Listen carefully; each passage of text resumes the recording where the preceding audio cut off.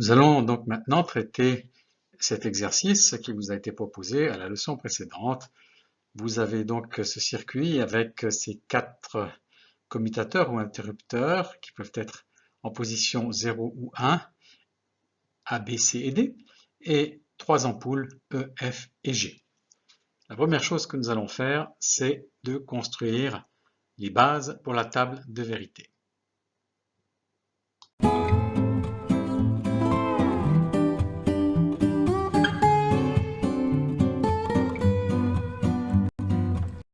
Nous préparons cette table de vérité avec la partie de gauche qui est réservée aux commutateurs et interrupteurs et la partie de droite qui est réservée à l'observation de notre circuit. Nous avons prévu sur ce tableau 16 lignes parce que comme il y a 4 dispositifs qui peuvent être dans la position 1 ou 0, il y aura 2 puissance 4 possibilités de combinaison de ces interrupteurs, donc 16 possibilités. Nous initialisons la table avec des zéros partout. Il y a 2 façons d'aborder ce problème.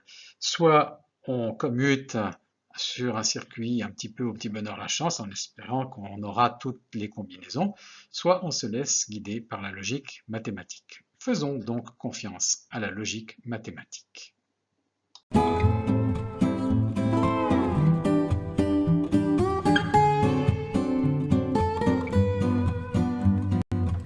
Nous allons maintenant remplir la table avec toutes les combinaisons. Et pour cela, nous allons compter jusqu'à 16, mais nous allons compter à l'aide du système binaire ou de la base 2.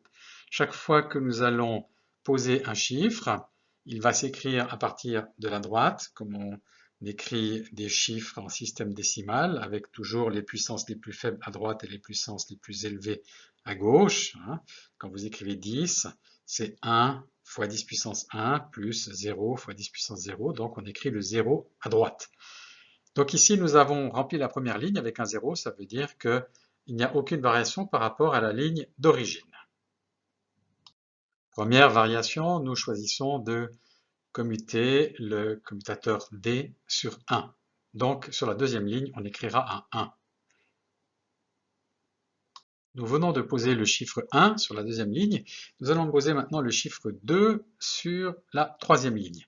2 en base 2, ça fait 10, parce que comme on n'a que 2 signes pour donner la valeur, avec 0 ou 1, on n'arrive pas à exprimer 2. Donc on est obligé de déplacer un 1 dans la colonne C, et cette colonne C représente 2 puissance 1. Donc nous avons une fois 2 puissance 1, et dans la colonne D, 0 fois 2 puissance 0, c'est-à-dire 1. Donc le chiffre 10, en binaire, 2 vaut 10. Si 2 fait 10, 3, qui vaut 2 plus 1, fait 11. Comme nous ne pouvons pas faire 11 plus 1, nous mettons à 0 C et D et nous mettons un 1 dans la colonne B qui vaut 2 puissance 2. Nous arrivons donc à 4 qui, écrit en binaire, fait 100. Puis 5 qui fait 101. 6 qui fait 110.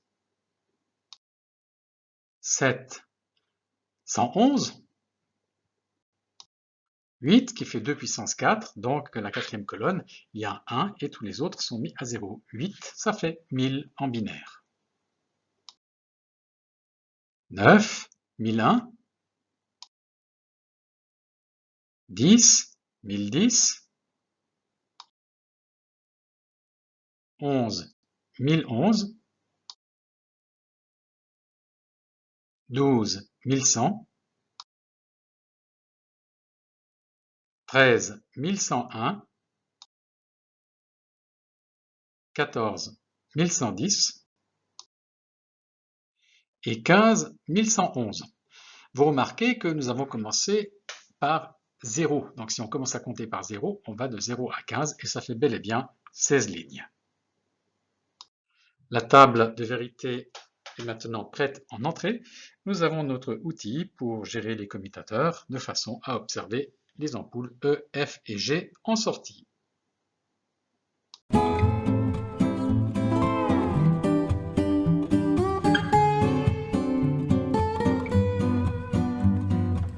Première configuration avec tous les dispositifs à 0. On voit que dans la branche du haut, le courant ne passe pas. Tout ce qui est en bleu signifie que c'est soit branché, soit débranché, mais que le courant ne passe pas. En bas non plus, ça ne passe pas, en dessous de A et de B. En revanche, C et D, lorsqu'ils sont sur position 0, le courant passe, ça allume donc la lampe F, et comme la lampe F est allumée, le courant suit pour retourner au générateur, la lampe G est allumée aussi. Donc on met 1 dans F et 1 dans G. Ici, on positionne la bascule D sur la position 1, ce qui a pour effet d'éteindre l'ampoule F. Du coup, l'ampoule G s'éteint aussi. On manipule maintenant C et D en même temps, ce qui fait que le passage du courant reste interrompu. Il n'y a pas de variation par rapport à la situation précédente. Tant que B n'est pas sur 1, le courant ne peut pas passer dans la partie supérieure du circuit, en particulier dans l'ampoule E. On a basculé D sur 1, ce qui fait que ça établit le courant dans la partie inférieure. Les ampoules F et G s'allument. Voici une configuration où toutes les ampoules sont allumées. Le courant passe dans la partie supérieure du circuit parce que B vient d'être manipulé, et dans la partie inférieure, C et D sont à 0, mais le courant passe puisqu'ils sont dans la même position. Donc toutes les ampoules sont allumées. D est à nouveau manipulé et F s'éteint, mais G reste allumé puisque le courant qui sort de E passe dans G. C est basculé sur 1, ce qui fait que la partie inférieure du circuit se voit privée de courant. Donc, on a E et G qui fonctionnent, mais pas F. D rétablit le courant dans la partie inférieure du circuit et les trois ampoules sont à nouveau toutes allumées. Dans cette configuration, nous avons complètement inversé tous les commutateurs par rapport à la configuration précédente. Donc A est sur 1, B, C et D sont sur 0. Et vous voyez que dans la partie supérieure du circuit, le courant passe dans la branche du bas, ne passant pas dans la branche où il y a l'ampoule E qui reste éteinte. Dans la partie inférieure du circuit, nous pensons que le courant pourrait passer entre C et D, puisqu'ils sont manipulés tous les deux, mais comme il y a le court-circuit sur l'ampoule qui passe dans la branche supérieure du circuit, l'ampoule F restera finalement éteinte. Nous avons noté cela dans la table de vérité par un 0 barré. Donc, c'est un cas de court-circuit interne dans un circuit. Ça n'atteint pas le générateur puisqu'il y a quand même un consommateur qui est l'ampoule G. Mais ce court-circuit a pour effet d'éteindre l'ampoule qui est court-circuitée. D est manipulé, il interrompt le courant dans la partie basse du circuit, mais ne rallume pas pour autant évidemment l'ampoule F qui restera éteinte. C et D sont manipulés en même temps, donc ils s'inversent, ce qui ne change rien. En basculant D vers le bas, vers sur 1, on penserait que le courant va se rétablir, sauf que c'est dans cette branche qui est court-circuitée par la partie supérieure. Vous savez que dans un court-circuit, le courant préfère passer là où il n'y a pas de résistance. Il ne passera donc pas par F, il passera simplement dans G. B est fermé, ce qui ne change absolument rien puisque le courant n'arrive pas dans B, et C et D reviennent sur 0, rétablissant le court-circuit. D est basculé sur 1, ce qui interrompt le court-circuit, mais ne change pas la réponse du circuit. C'est toujours l'ampoule G qui reste allumée. C et D sont manipulés en même temps, ce qui ne change rien à la situation précédente. Dernière configuration avec tous les commutateurs sur 1, donc C et D sur 1 rétablissent le court-circuit, mais l'ampoule F ne s'allume pas, bien entendu. Une fois que nous avons reporté le contenu de chaque ligne qui correspond chaque fois à une disposition, une configuration des bascules et des interrupteurs, eh bien nous avons la table complète. Remarquez que cette table est légèrement enrichie puisque nous avons une information supplémentaire sur les zéros du court-circuit avec le haut barré. Sur le plan logique, ce 0 vaut 0, c'est-à-dire que l'ampoule est éteinte, et sur le plan de l'information, ça nous indique que c'est éteint, non pas parce que le courant n'arrive pas, mais parce qu'il y a un court-circuit. Nous pouvons ainsi répondre à la question « Combien y a-t-il de configurations dans lesquelles toutes les ampoules sont éteintes ?» Eh bien, il suffit de regarder la table et de regarder là où E, F et G sont à 0. Il y a 2 configurations dans lesquelles toutes les ampoules sont éteintes. Il y a aussi 2 configurations dans lesquelles toutes les ampoules sont allumées. Il y a donc autant de configurations avec toutes les ampoules éteintes qu'avec toutes les ampoules allumées. Il y a aussi, dit en passant, 4 configurations avec un court-circuit interne.